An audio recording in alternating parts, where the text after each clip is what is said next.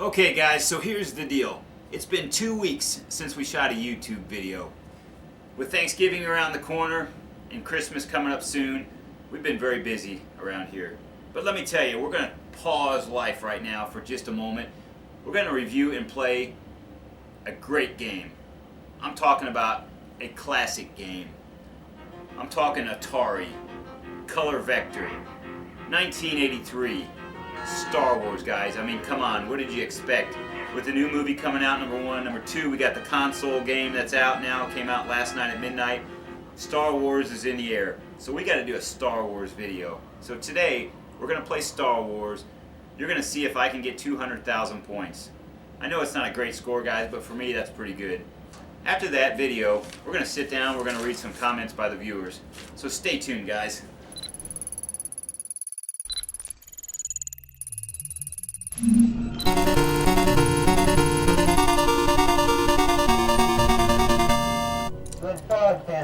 Alright guys, so we're going to play a game here. Star Wars has 3 levels. Hard, medium, and easy. Since I suck, we're going to play easy. So the first stage, you're shooting these TIE fighters. One of the TIE fighters is Darth Vader. If you hit him, I think you get a bunch of points. Also, if you hit him, I think like 25 times, which is almost impossible, supposedly you get a bunch of extra shields.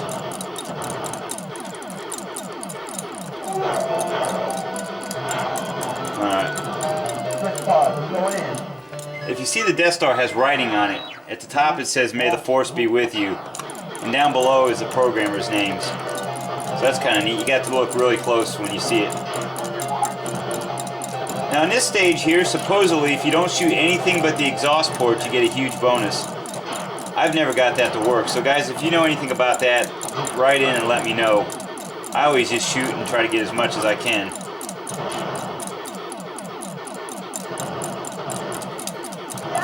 Alright, here we go.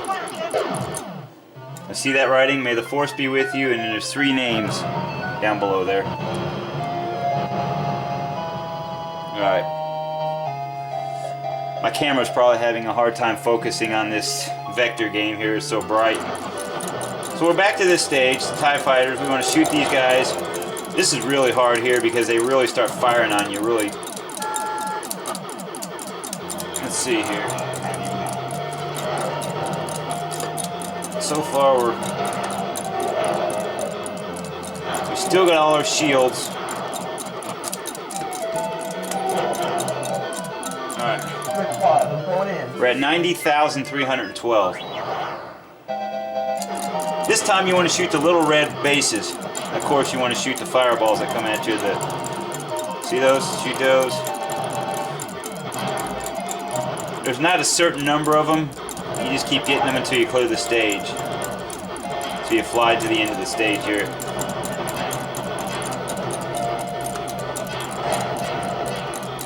We still got all our shields. We're at 94,000.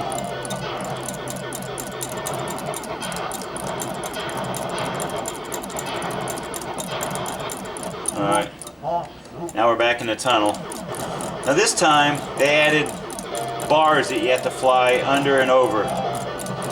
So that's where we're going over those, under that one, back over that one.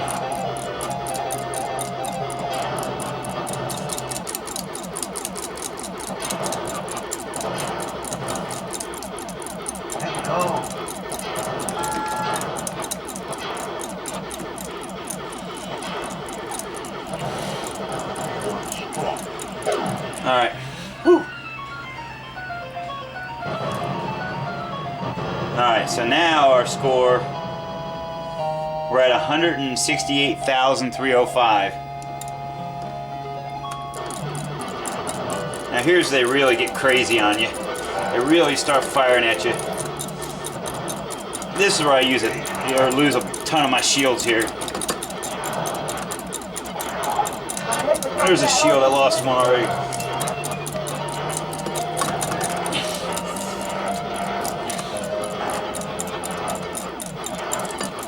See, you can't. You're spending more time trying to block the shots than you are shooting the bad guys. Alright, this time you want to shoot the white tops off the towers.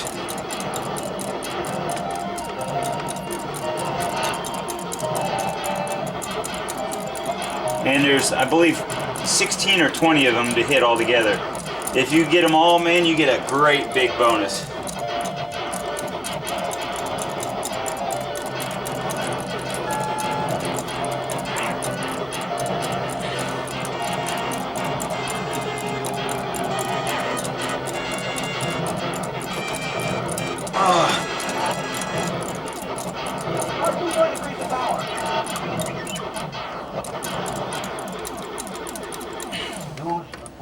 Alright. I didn't get them all, but man.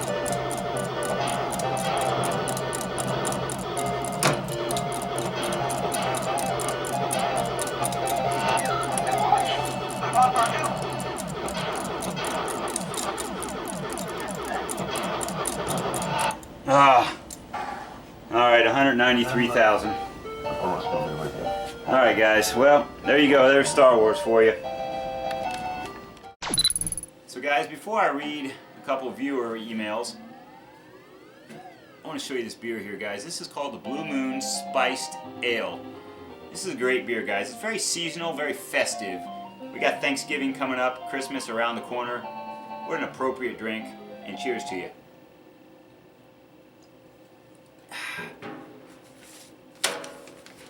So the first email comes in from Aaron S. Aaron writes, "Hey Chris, I bought my first arcade cabinet over the summer, a Centipede. I love my Centipede game, and I feel like I have been bit by the arcade bug. LOL. I'm now looking at another game. It is not working. I really enjoy your YouTube channel and all the other great arcade YouTube channels. I would like to request to see more tech videos in the near future." Aaron, you will be very happy to know that we do have tech videos planned for the future. We're going to talk about monitor chassis rebuilds, discharging the monitor chassis, PCB board repair, power supply board repair and testing, cabinet restorations. We got a lot of fun stuff coming up in the near future. So stay tuned for that, and we thank you for writing in. So guys, we have another one that came in. This time, this is from Leslie J. Leslie J writes, "I was looking at getting my husband an arcade game for a gift. He likes a lot of the old classics, but there are so many to choose from. I saw the multi-cade system online, and I feel like that would be the best option since we have limited space. What do you suggest?" Okay, so Leslie, let me answer that. Let me start off by saying, if you have limited space, the multi-cade system definitely is the way to go. The multi-cade systems come in many different styles and varieties. So the short answer on what you're asking here is, you know, the best one, I guess my opinion of the best one is going to be the 60-in-1 multi-cade, and I would go with the upright. The upright takes the least amount of space, and it gives you the most playability because you can have the roller trackball for Centipede and Millipede. There's other great games in there like Pac-Man, Miss Pac-Man, Dig Dug. We have, let's see, we got Galaxian and Galaga and Frogger. We have a Frogger machine here, Frogger. A lot of great classic games on there. If you get the cocktail table version, there's a control set at each end, and you can get that with the 60 classic games on it, but you have to have a lot of space for a cocktail table. Most people forget to add in space that you'll need for the stools that you put at the end. And let me tell you guys, a normal size stool is too tall, so you'll have to find some kind of a specialty type seating for your cocktail multicade. So that's the 60-in-1. Again, you can get that in an upright or a cocktail table. And the emulation of the games is very accurate, very true to the originals, and very subtle differences, if any, on most games. So that's definitely what I would go with. You'll see online that there's a lot of other varieties out there. There's systems that have up to 1,000 games or more. Some have several thousand games on them. Some have several hundred games on them. But let me tell you this right now. I don't think that would be a good fit. Those systems with all the games on them, you're going to spend more time fiddling with the menu and trying to figure out what you want to play Plus they load you up with a bunch of garbage on there as far as the games go.